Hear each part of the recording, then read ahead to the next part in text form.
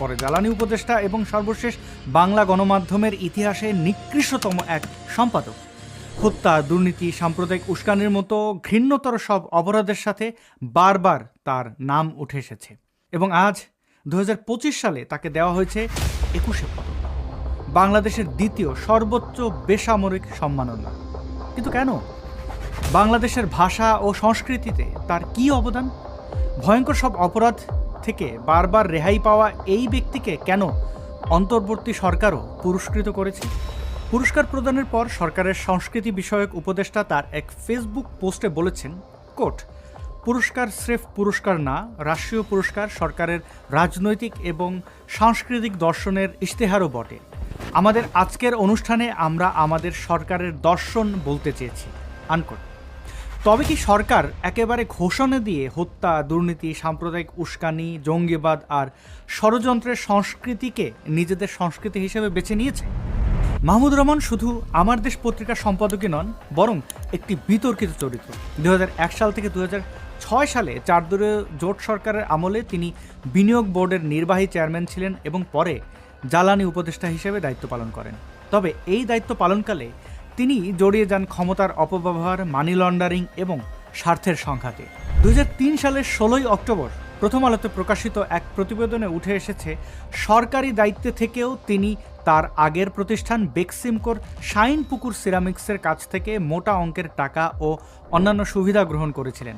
শুধু তাই নয়, বিনিয়োগ বোর্ডের দায়িত্বে থেকেও তিনি শাইনপুকুরের স্বার্থ দেখতেন। এই স্বার্থ দেখার বিনিময়ে তিনি ঠিক কি পেতেন? প্রধানমন্ত্রীর কার্যালয়ের আওতাধীন বিনিয়োগ বোর্ডের চেয়ারম্যান মাহমুদুর রহমান এখনও বেক্সিমকো গ্রুপ থেকে নিয়মিত মোটা অঙ্কের টাকা ও বিভিন্ন সুবিধা পাচ্ছেন। শাইনপুকুর সিরামিক্স থেকে তার মাসিক বেতন, গাড়ি, বাসা ভাড়া, এমনকি বাড়ির এয়ার কন্ডিশনারের বিলও দেওয়া হয়। প্রথম আলো ছাড়াও দৈনিক যুগান্তর সহ আরও অনেক জাতীয় পত্রিকা ও টেলিভিশন মাহমুদুর রহমানকে নিয়ে অনুসন্ধানী প্রতিবেদন প্রকাশ করে। জাতীয় গণমাধ্যম যখন তার এসব কেলেঙ্কারির খবর প্রকাশ করে, তখন মাহমুদুর রহমান এর জবাবে কি বলেছিলেন? তিনি ব্যাখ্যা দেওয়ার পরিবর্তে বারবার সাংবাদিকদের এড়িয়ে গেছেন এবং পরে রাজনৈতিক ছত্রছায়ায় আরও বড় ষড়যন্ত্রের পথে হেঁটেছেন। 2006 সালে এশিয়া এনার্জি কর্পোরেশন ফুলবাড়িতে উন্মুক্ত পদ্ধতিতে কয়লা খনি প্রকল্প আনতে চেয়েছিল, কিন্তু এটি কেবল একটি খনি প্রকল্পই ছিল না, এটি ছিল হাজারো মানুষের জীবন ধ্বংসের এক নীল নকশা। সেই সময় জ্বালানি উপদেষ্টা মাহমুদুর রহমান এই প্রকল্প বাস্তবায়নে এশিয়া এনার্জিকে বিশেষ সুবিধা দেন। 59 বর্গ কিলোমিটার জুড়ে খনন চালানোর পরিকল্পনা ছিল, যা 1 লাখেরও বেশি মানুষের ঘরবাড়ি, কৃষিজমি আর জীবিকার ওপর সরাসরি আঘাত হানত।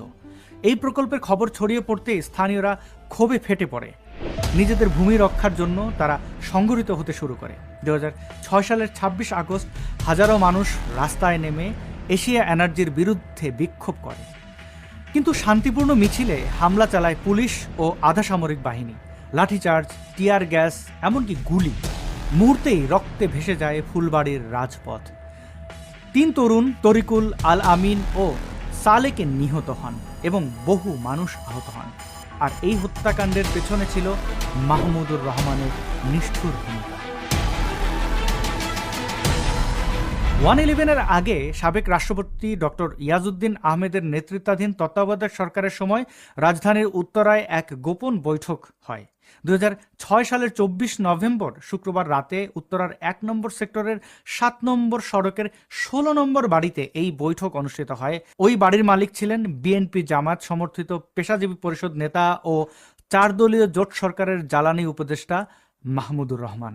ওই বৈঠকে উপস্থিত ছিলেন সাবেক আমলা ও সচিব পর্যায়ের অনেক প্রভাবশালী কর্মকর্তা। বৈঠক চলার সময় একজন কর্মকর্তা খবর পান যে বাড়ির বাইরে সাংবাদিক ও গোয়েন্দারা অপেক্ষা করছে, তাই দ্রুত বৈঠক শেষ করা হয় এবং বের হওয়ার সময় মাহমুদুর রহমান সাংবাদিকদেরকে ব্যস্ত রাখার চেষ্টা করেন, আর কর্মকর্তারা এই সুযোগেই পালিয়ে যান। কেউ দৌড়ে, কেউ মুখ লুকিয়ে। পালানোর সুবিধার্থে বাড়ির বৈদ্যুতিক মেন সুইচও বন্ধ করে দেওয়া হয়।